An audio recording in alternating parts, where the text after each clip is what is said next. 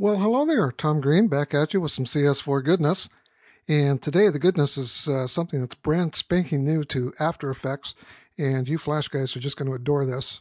One of the things that I've been yapping about a lot around here is how After Effects and Flash are kind of the ideal combination for effects and so on, especially with the presets and the various effects that you can add in After Effects that you can't readily add in Flash without a lot of ActionScript heavy lifting. Well, today I'm going to show you a brand spanking new way of doing it, and it's dead simple.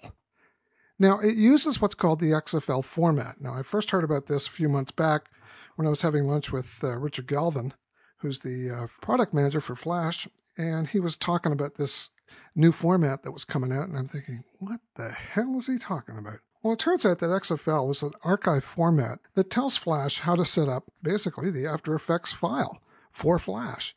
And on top of that, once you create the XML file, all the assets are in there as well. So let's take a look at how all that works. So what I've got here is a little animation. Very much like Matrix. I'm sure that RC is going to love this. Okay, so I got the characters raining in. And now what I want to do is take this effect and basically move it over to Flash intact.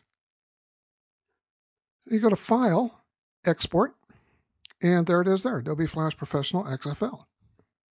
And it asks you, how do you want to set up the file? And if it can't recognize the feature, it's going to either give you an FLV, and if you choose FLV, and use this primarily if you've got video inside the After Effects timeline, it opens up the Adobe Media Encoder.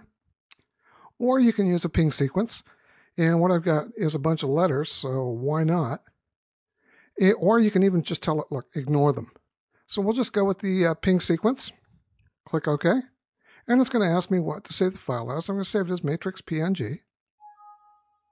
Yes, I will replace it. And you can see it renders the layer, and away you go. Okay, so nothing up my sleeve. Let's hop over to Flash and get this file to play in Flash. And it's dead simple. File, open.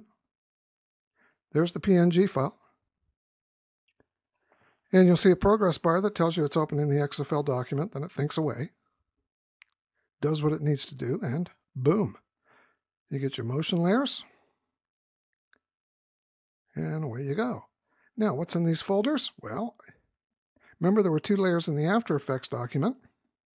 So these are just the individual letters for the effect of raining out, and this one's raining in. And these are the actual movie clips that make it happen. So if I come back to the main timeline and hit the Enter key, you can see that I get the characters raining in, and then they rain out. Now I can also take this whole thing, throw it into a movie clip, and do it all in one frame and sort of use it as the opening of a Flash movie. You can also add layers to this, so you can have all kinds of flexibility, and you can save this as a Flash file. Matter of fact, I'm going to do that and just let you have it. Or you can even output the SWF and just drop it right into a web page. So there you go. There's a really cool way of getting stuff to move from After Effects to Flash without having to basically stand on your head and wiggle your toes in a counterclockwise direction. Have some fun with it.